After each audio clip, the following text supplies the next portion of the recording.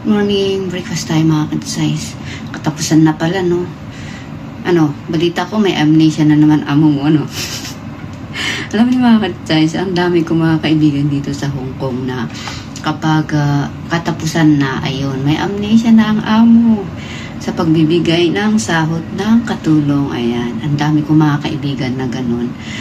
Kapag sahuran, problema nilang amo nila kasi nga may amnesia. Tapos kapag ano naman, utos ng utos agay.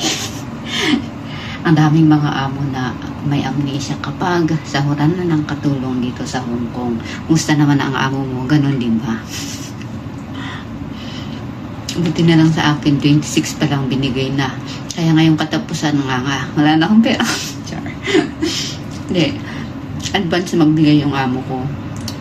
Ang mga kaibigan ko, reklamo nila. May amnesia ang amo.